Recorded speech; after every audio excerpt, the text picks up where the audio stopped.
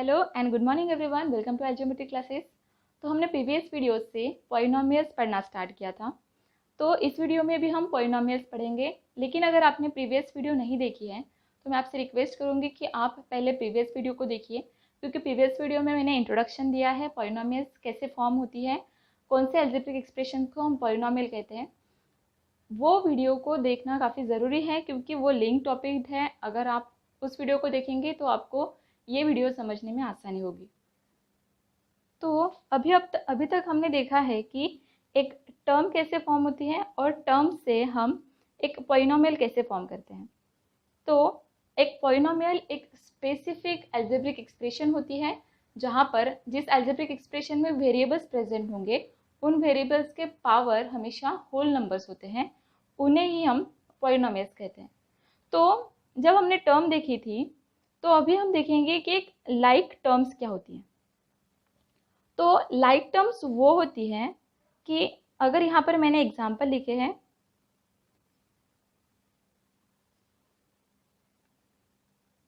यहाँ पर जो टर्म्स प्रेजेंट रहेंगी वो टर्म्स में वेरिएबल प्रेजेंट है और वेरिएबल का जो पावर प्रेजेंट है ये सेम होना चाहिए दूसरी टर्म में।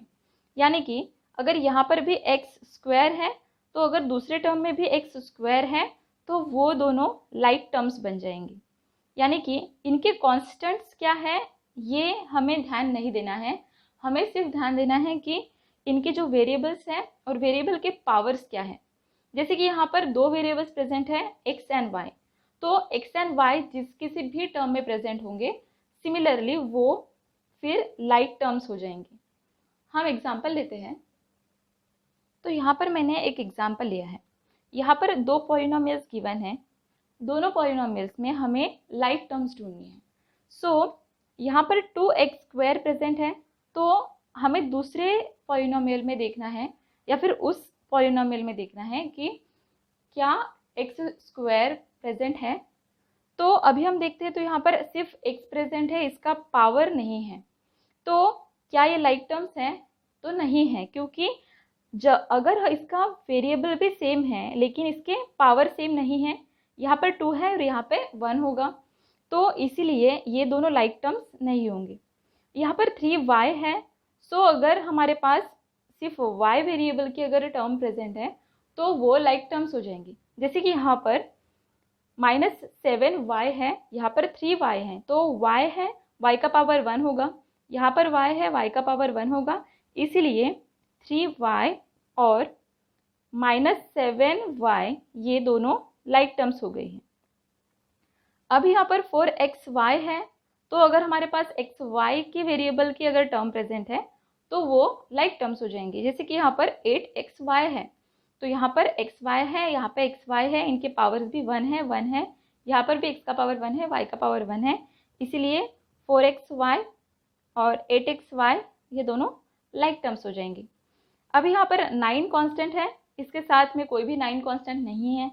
अभी यहाँ पर y स्क्वायर है, यहाँ पर दूसरी y स्क्वायर की कोई टर्म नहीं है, तो अभी हमारे ये दोनों लाइक टर्म्स हमें मिल चुके हैं। तो एक बार फिर से देखिए, लाइक टर्म्स वो टर्म्स होती है जिनके वेरिएबल भी सेम है और वेरिएबल का जो पावर है वो भी सेम है, तभी हम उसे लाइक टर्म कहेंगे। हमें उनके साथ जो कांस्टेंट होता है उन कांस्टेंट से कोई मतलब नहीं होगा, हमें सिर्फ वेरिएबल सेम होना चाहिए और उसके पावर सेम होना चाहिए। अभी हम देखते हैं कि हम पॉलिनोमियल्स की डिग्री कैसे फाइंड करेंगे। तो डिग्री ऑफ पॉलिनोमियल क्या होती है? तो डिग्री ऑफ पॉलिनोमियल होती है कि जो वेरिएबल्स हमारे पॉलिनोमियल में प्रेजेंट है उनके जो हाईएस्ट पावर होगी वो हमारी डिग्री ऑफ द पॉलिनोमियल हो जाएगी। For example x square plus x plus 2 है, यहाँ पर x की पावर 2 है, यहाँ पर x की पावर 1 है और यहाँ पर अगर x है तो x की पावर 0 होगी। तो यहाँ पर 0, 1 और 2 ये इनकी पावर्स है वेरिएबल्स की, तो 2 सबसे बड़ा है पावर, इसीलिए हमारे इस पॉलिनोमियल की डिग्री हो जाएगी, डिग्री इज 2।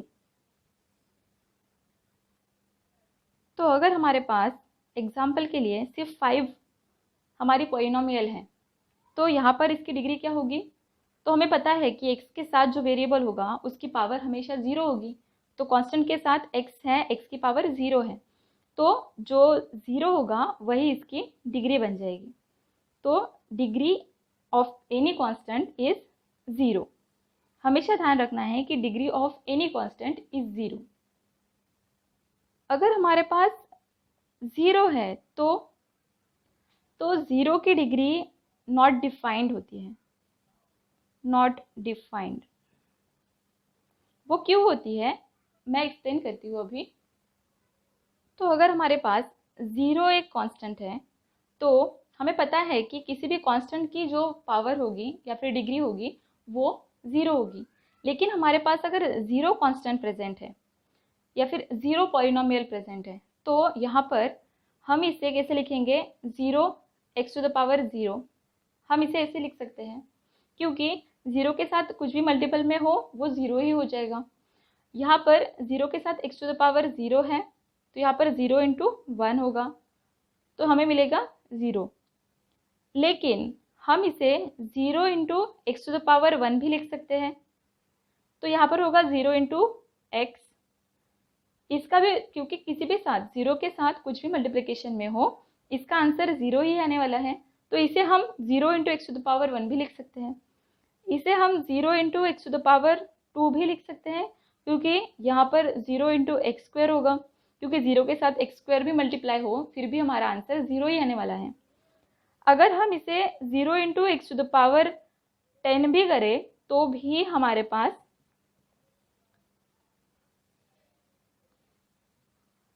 हमारे पास ज़ीरो ही आने वाला है। तो अभी यहाँ पर जो यहाँ पे पावर है, हमारे जो वेरिएबल की पावर है, हम डिफाइन ही नहीं कर पा रहे हैं कि उसकी पावर क्या है। इसलिए जब तक हम इसकी एग्जैक्ट पावर क्या होगी हम ये डिफाइन नहीं कर सकते, तो हम ये भी नहीं डिफाइन कर सकते हैं कि उसकी डिग्री क्या होगी। इसीलिए हम 0 की जो डिग्री होगी उसे हम नॉट डिफाइंड कहेंगे। तो अगर हमारे पास कोई कांस्टेंट प्रेजेंट है तो कांस्टेंट के साथ हमेशा हम x⁻0 लिखेंगे। इसीलिए कांस्टेंट की जो डिग्री होगी वो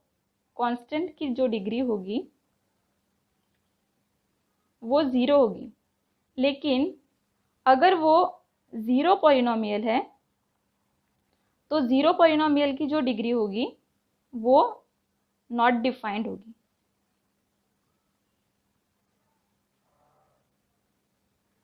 तो अगर हमारे पास 2 वेरिएबल्स की पॉलिनोमियल प्रेजेंट है तो हम इसकी डिग्री कैसे फाइंड करेंगे?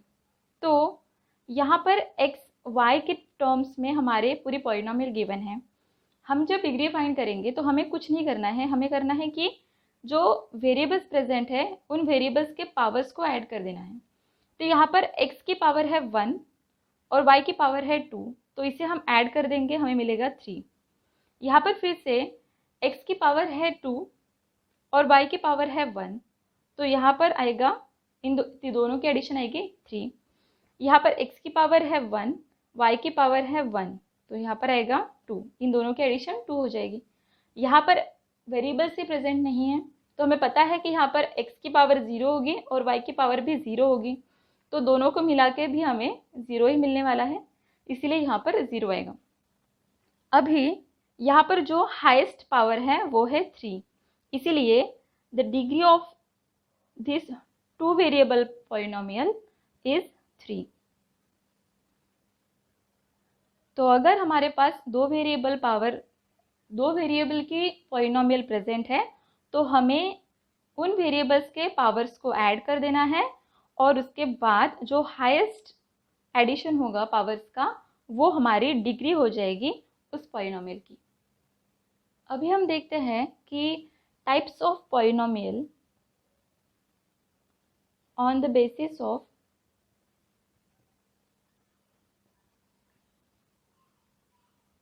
Number of terms.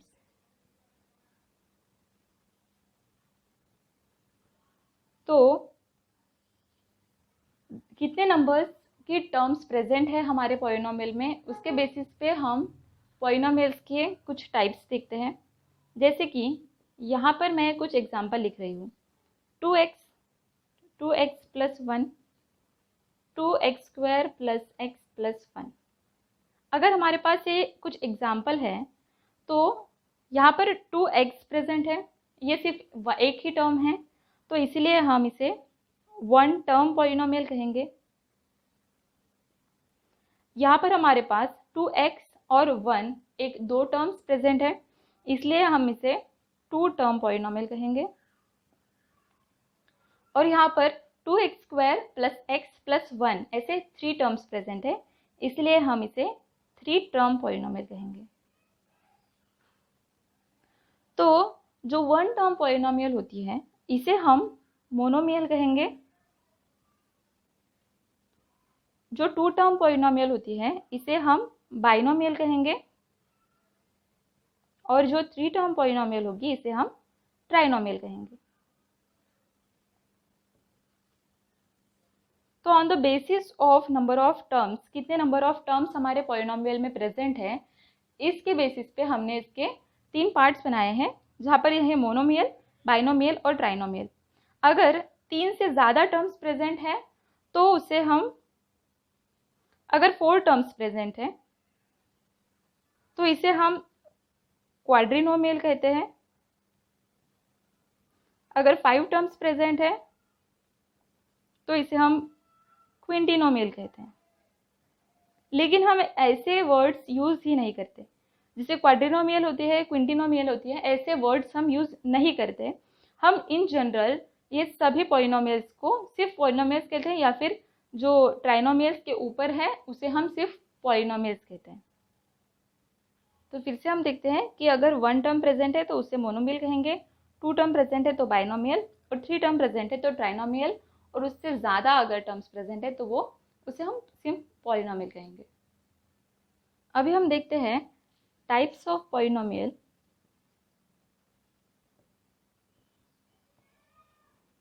On the basis of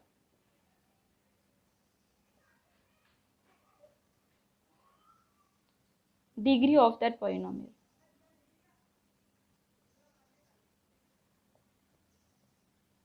तो types of polynomial based on the degree of that polynomial. तो अगर हमारे पॉलिनोमियल की डिग्री 1 है तो इसे हम लीनियर पॉलिनोमियल कहेंगे, लीनियर पॉलिनोमियल। और अगर इसकी डिग्री 2 है तो इसे हम क्वाड्रेटिक पॉलिनोमियल कहेंगे। और अगर किसी पॉलिनोमियल की डिग्री 3 है तो इसे हम क्यूबिक पॉलिनोमियल कहेंगे। फॉर एग्जाम्पल यहाँ पर है 2x प्लस 1, तो यहाँ पर x की पावर 1 है और यहाँ पर 1 है और 1 के साथ कोई भी वेरिएबल होगा उसकी पावर 0 रहेगी। तो 1 और 0 में से 1 बड़ा है तो इसीलिए इसकी डिग्री 1 हो जाएगी, तो इसीलिए इसे हम लीनियर पॉलिनोमियल कहेंगे। अगर हमारे पास एक वेरिएबल ऐसी पॉलिनोमियल प्रेजेंट है तो यहाँ पर x की पावर 2 है, यहाँ पर x की पावर 1 है और इसके साथ अगर वेरिएबल होता तो उसकी पावर 0 है। तो 2, 1 और 0 में से 2 बड़ा है, इसलिए 2 इसकी डिग्री बन जाएगी हमारी इस पॉलिनोमियल की, इसीलिए इसे हम क्वाड्रेटिक पॉलिनोमियल कहेंगे। अगर हमारे पास 3x³ प्लस 1 है तो यहाँ पर x की जो पावर है वो 3 है, 1 की पावर 0 होगी, इसीलिए यहाँ पर जो डिग्री होगी वो 3 हो जाएगी और जिसे हम क्यूबिक पॉलिनोमियल कहेंगे। तो अभी हम देखते हैं कि हम एक पॉलिनोमियल को कुछ डिफरेंट फॉर्म्स में कैसे लिखते हैं। जैसे कि यहाँ पर मैंने एक स्टैंडर्ड फॉर्म लिखा है, इंडेक्स फॉर्म लिखा है एंड कोएफिशिएंट फॉर्म लिखा है। एग्जाम्पल के लिए मैं एक पॉलिनोमियल लेती हूँ x minus 3² plus 5 plus x to the power 4। अगर मेरे पास ये एक पॉलिनोमियल है तो पहले तो मुझे इसे एक स्टैंडर्ड फॉर्म में लिखना पड़ेगा, क्योंकि यहाँ पर जो पावर प्रेजेंट है 4 ये हाईएस्ट पावर है और हाईएस्ट पावर हमेशा स्टार्टिंग में होनी चाहिए। इसलिए हम एक स्टैंडर्ड फॉर्म में जब लिखेंगे तब हमें क्या करना है, जो इनके पावर्स है इन्हें डिसेंडिंग ऑर्डर में लिखना है, जैसे कि हमें हाईएस्ट पावर है यहाँ पे 4, तो हम इसे पहले लिखेंगे x टू द पावर 4। फिर इसके नीचे में जो पावर है, तो यहाँ पर एक्स क्यूब की पावर नहीं है, मतलब x टू द पावर 3 की पावर टर्म प्रेजेंट नहीं है, इसलिए यहाँ पर हम x टू द पावर 2 की टर्म लिखेंगे, फिर x टू द पावर 1 की टर्म लिखेंगे और फिर x टू द पावर 0 की टर्म लिखेंगे। तो इस तरह से हमारी ये स्टैंडर्ड फॉर्म हो गई, जहाँ पर हमारे जो पावर्स हैं वो डिसेंडिंग ऑर्डर में है। तो ये रहा हमारा स्टैंडर्ड फॉर्म। हमेशा स्टैंडर्ड फॉर्म में हमारी पॉलिनोमियल होनी चाहिए यहाँ पर, और उसके पावर्स हमेशा डिसेंडिंग ऑर्डर में होने चाहिए। यहाँ पर है नेक्स्ट इंडेक्स फॉर्म। तो इंडेक्स फॉर्म क्या होता है?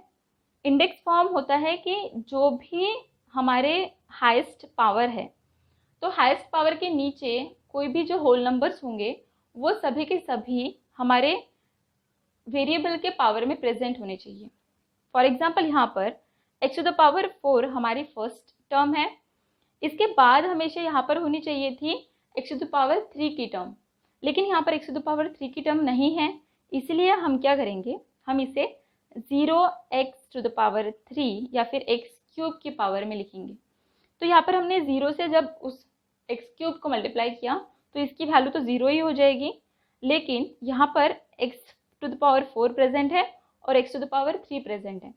तो इंडेक्स फॉर्म में क्या होता है कि हमारे जो हाईएस्ट पावर होगी उसके नीचे जो भी होल नंबर्स होंगे वो होल नंबर्स हमेशा पूरे उस वेरिएबल के पावर्स में प्रेजेंट होने चाहिए। जैसे अभी यहाँ पर एक्स स्क्वायर की टर्म प्रेजेंट है, इसलिए हम उसे यहाँ पे लिख देंगे नेक्स्ट में। फिर x टू द पावर 1 की टर्म प्रेजेंट है, इसलिए यहाँ पर x टू द पावर 1 की टर्म लिखेंगे। फिर x टू द पावर 0 की टर्म प्रेजेंट है, तो x टू द पावर 0 की टर्म। अगर यहाँ पर कोई और टर्म मिसिंग होती तो हम उसे भी 0 into x to the power के फॉर्म में उसको लिख लेते हैं। अभी हम देखते हैं कि हमें कोएफिशिएंट फॉर्म कैसे लिखना है। तो कोएफिशिएंट फॉर्म सबसे इजी होता है, जब हमने इसे स्टैंडर्ड फॉर्म में लिखा फिर इंडेक्स फॉर्म में लिखा, इसके बाद ही हमें कोएफिशिएंट फॉर्म में लिखना है, क्योंकि यहाँ पर अभी इनके सिर्फ हमें जो कोएफिशिएंट्स होंगे हमें यहाँ पे लिख देने हैं। तो x टू द पावर 4 का कोएफिशिएंट है 1, यहाँ पर x क्यूब का कोएफिशिएंट है 0, यहाँ पर x स्क्वायर का कोएफिशिएंट है -3। हमने अभी देखा था कि जो कोएफिशिएंट्स होते हैं हमें उसे उस कांस्टेंट और उसके साइन के साथ लिखना है, तो इसलिए यहाँ पर -3 प्लस यहाँ पर x का जो कोएफिशिएंट है वो यहाँ पर हो जाएगा 1, सॉरी यहाँ पर कॉमा होने चाहिए, एक ब्रैकेट में हम हर एक कोएफिशिएंट को कॉमाज में लिखेंगे, वो कोएफिशिएंट फॉर्म होता है। तो यहाँ पर x का जो कोएफिशिएंट है वो हो जाएगा 1, यहाँ पर x टू द पावर 0 का कोएफिशिएंट 5 है। तो ये रहा हमारा कोएफिशिएंट फॉर्म। हम दूसरा एग्जांपल लेते हैं। तो अभी हम दूसरा एग्जांपल लेते हैं। यहाँ पर हमारी जो पॉलिनोमियल है वो है m plus 2m to the power 4 plus 5। अभी जब हमें इसे स्टैंडर्ड फॉर्म में लिखना है तो हमें देखना है कि इसकी हाईएस्ट पावर कहाँ पे है, तो वो है 2m टू द पावर 4। तो पहले तो हम स्टैंडर्ड फॉर्म के लिए सबसे हाईएस्ट पावर जिसकी है वो टर्म पहले लिख देते हैं, उसके बाद इसके नेक्स्ट में m की टर्म है, क्योंकि इसके बाद m का पावर आएगा m टू द पावर 1, तो यहाँ पर वो लिख देंगे और यहाँ पर बाद में कांस्टेंट। तो ये हो गया है हमारा स्टैंडर्ड फॉर्म। जब हम इसे इंडेक्स फॉर्म में लिखेंगे तो इंडेक्स फॉर्म में लिखने के लिए हमें क्या चाहिए, हमें फर्स्ट टर्म को जैसे कि वैसे लिख देना है। यहाँ पर m टू द पावर 4 है, तो हमें यहाँ पर m टू द पावर 3 की टर्म प्रेजेंट होनी चाहिए, यहाँ पर नहीं है, इसलिए हम इसे 0 m टू द पावर 3 के फॉर्म में लिखेंगे। अभी यहाँ पर 0 m टू द पावर 2 की टर्म भी प्रेजेंट नहीं है, इसलिए अभी हम इसे 0 m टू द पावर 2, मतलब m टू द पावर 2 को 0 से मल्टीप्लाई किया, यहाँ पर m टू द पावर 3 को 0 से मल्टीप्लाई किया, तो ये टर्म्स हमारी आ गई। इनकी वैल्यूज़ तो 0 ही है, इनकी कोई मीनिंग नहीं है, लेकिन यहाँ पर हमारे पास 4, 3, 2 और यहाँ पर m to the power 1 plus 5 यानी m टू द पावर 0 के फॉर्म में हमारी पूरी पॉलिनोमियल आ चुकी है। जब हम इसे कोएफिशिएंट फॉर्म में लिखेंगे तब हम इनके सिर्फ कोएफिशिएंट्स को लिख देते हैं, जैसे 0 यहाँ पर 2, 0, 0, m का कोएफिशिएंट आएगा 1 और यहाँ पर 5। अगर हम इंडेक्स फॉर्म में नहीं लिखेंगे और या फिर स्टैंडर्ड फॉर्म को डायरेक्टली कोएफिशिएंट फॉर्म में कन्वर्ट करेंगे तो क्या हो जाएगा, इसे हम लिखेंगे 2, 1 और 5। तो यहाँ पर हमारे पास कौन से प्रेजेंट है और कौन से नहीं है हमें नहीं पता। तो जब भी हम अगर कोएफिशिएंट फॉर्म को स्टैंडर्ड फॉर्म में कन्वर्ट करने जाएंगे या फिर इस फॉर्म को स्टैंडर्ड फॉर्म में डायरेक्टली कन्वर्ट करने जाएंगे तो प्रॉब्लम हो सकती है। इसीलिए हमें ये इंडेक्स फॉर्म लिखना ज़रूरी है, इसी के बाद हम कोएफिशिएंट फॉर्म लिखते हैं। अगर हमारे पास एक पॉलिनोमियल कोएफिशिएंट फॉर्म में लिखी है 5 0 0 0 -1, तो इसे एक स्टैंडर्ड फॉर्म में लिखने के लिए हमें पहले तो इसे इंडेक्स फॉर्म में लिखना पड़ेगा। तो जब हम इसे इंडेक्स फॉर्म में लिखेंगे तो वो हो जाएगा 5। अभी हमें वेरिएबल टू द पावर क्या लिखना है, तो यहाँ पर जितने भी कोएफिशिएंट्स प्रेजेंट है 1 2 3 4 एंड 5, तो यहाँ पर जितने कोएफिशिएंट्स प्रेजेंट है उसमें से एक माइनस कर देना है। जैसे 5 में से एक माइनस हो जाएगा तो वो हो जाएगा 4 और ये बन जाएगी हमारी डिग्री। तो ये डिग्री बन गई, इसलिए ये हाईएस्ट पावर यहाँ पे आएगी। फिर इसके बाद आएगा 0। अभी हमें इनकी डिग्रीज को मतलब इनके पावर्स को डिक्रीज करते जाना है। तो यहाँ पर आएगा 0x³ प्लस 0x², 4 है 3 है 2, फिर 0x⁻1। इसके बाद आएगा यहाँ पर -1 है तो यहाँ पर -1 इंटू x⁻0 आ जाएगा। x⁻0 है इसलिए इसकी वैल्यू 1 होगी, तो यहाँ पर वो लिखे ना लिखे तो चलता है। तो अभी यहाँ पर हम इसका स्टैंडर्ड फॉर्म लिखेंगे। तो स्टैंडर्ड फॉर्म लिखते वक्त हमें ध्यान देना है कि जो 0 मल्टीपल की टर्म्स है, मतलब जिसके साथ 0 लिखा हुआ टर्म है, वो हमें नहीं लिखना है। तो यहाँ पर हम x⁻4 लिखेंगे। अभी यहाँ पर हमें 0x³ की टर्म नहीं लिखनी है, 0x² की टर्म नहीं लिखनी है, 0x⁻1 की टर्म नहीं लिखनी है। यहाँ पर है -1x⁻0, तो x⁻0 यानी 1, तो यहाँ पर हम लिख सकते हैं -1। तो ये है हमारा स्टैंडर्ड फॉर्म, जो हमारा कोएफिशिएंट फॉर्म गिवन था उसी का स्टैंडर्ड फॉर्म ये रहा। तो हमेशा ध्यान रखना है कि जब भी हमें कोएफिशिएंट फॉर्म के बाद स्टैंडर्ड फॉर्म लिखना है तो उससे पहले हमें इंडेक्स फॉर्म में लिखना ज़रूरी है। तो आज के लिए हम इतना ही पढ़ते हैं। हम नेक्स्ट इसमें ऑपरेशंस ऑन पॉलिनोमियल देखेंगे, जहाँ पर हम एडिशन, सब्सट्रैक्शन, मल्टीप्लिकेशन और डिवीजन करेंगे। तो अगर आपको इस वीडियो में कोई भी क्वेरी है तो आप कमेंट सेक्शन में बता सकते हैं, हम उसे नेक्स्ट वीडियो में ज़रूर सिंप्लीफाई करेंगे। तो इस वीडियो को देखने के लिए थैंक यू।